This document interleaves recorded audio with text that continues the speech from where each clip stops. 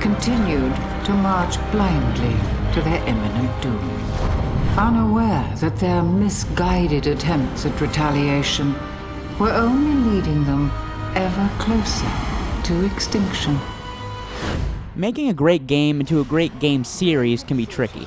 It's just like with the movies. Look at The Matrix. It's widely considered one of the best action science fiction movies ever. However, then The Matrix Reloaded came out, and then Matrix Revolutions, neither of which were able to really capture the same incredible atmosphere of the original. This also occurs in games, with some franchises just being unable to hold on to their original glory. Fortunately, Epic Games avoided doing that with their sequel to one of the biggest games on the Xbox 360. This is Gears of War 2. It never ends. They're getting bolder. Those gears were guarding Pomeroy Depot. Damn, that's just down the road. Exactly. They're moving deeper every day. Gears of War 2 still follows Marcus Fenix, the soldier turned prisoner turned soldier again, and in addition to his neck still being the thickness of a redwood tree, he's still fighting the Locust Horde. Now, this game features an even quicker pace than the original, which is kind of hard to believe. In my review of Gears of War 1, I mentioned that it started out already in the heat of battle and stayed that way, but Gears of War 2 doesn't give any time to breathe when you start it up. It's all about fighting these creatures. Well, fighting these creatures and cracking bad jokes. I wouldn't want them to be good jokes, though. Good jokes would be bad jokes. Delta Baird here. Apparently, I'm riding on Maryland. Yeah, see you in Lando. Gameplay in Gears of War 2 is almost identical to the first game. You'll still be carrying a lot of the same weapons, you'll still be throwing grenades, you'll still be taking cover, and you'll still be sawing enemies in half with the chainsaw on the bottom of your rifle. However, although I did acknowledge this similarity when I was playing it, I didn't really consider it to be a fault. Think about it this way.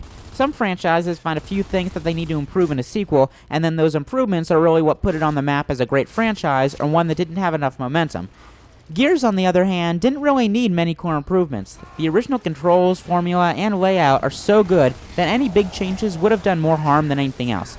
I know that it's easy to say that a sequel isn't as good as the original because they didn't make any huge changes, but if the original already had critical acclaim, isn't making little tweaks and updating the engine enough?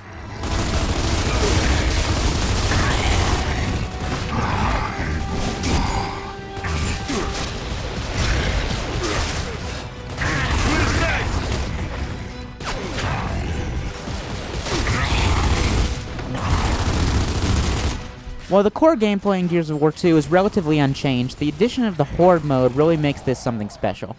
We now all know the basic premise of fighting waves of enemies as they increase in number and you struggle to survive, maybe with a partner, but Gears of War 2 is one of the earlier games to do this. Now, as you can see from the footage, I suck at this. These more open, they can come at you from anywhere maps that this mode offers are really my Achilles heel.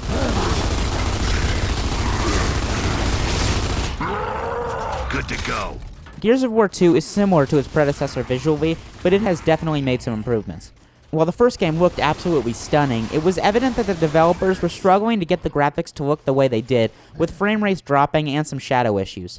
Gears of War 2 came out 2 years later, and these problems are nowhere to be found. I think this is really what Epic Games wanted the first game to look like. Gears of War 2 is a sequel that will not please everyone. Gamers that enjoy huge levels of innovation and change with each release may be left wanting a little bit more, but for anyone that enjoyed shooting the Locust the first time around, it's safe to say that you'll love this too.